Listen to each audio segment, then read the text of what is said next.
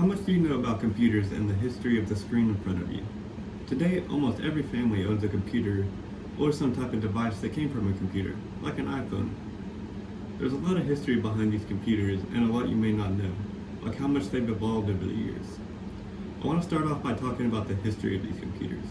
Back in the 70s, when someone said computer, they think big, bulky, not a lot of average person could do with it.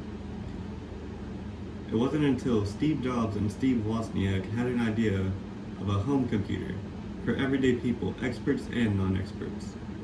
They made a computer called the Apple I in 1975, and soon after the Apple II in 1977. They were cheap, but they couldn't do a lot.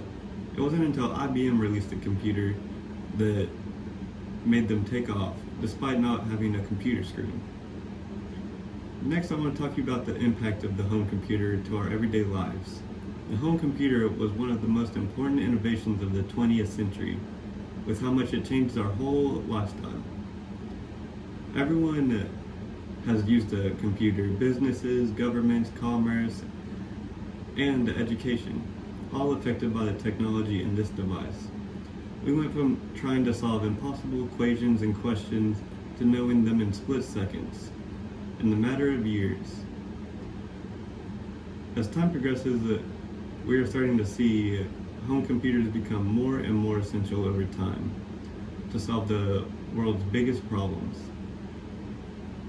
Lastly, I want to talk about the process of the computers and the evolution. These computers started as big, bulky machines that only experts could use. Most people wouldn't know what a computer was if they saw it today. While making the home computer, they used whatever they could to make it as small as possible for the consumers.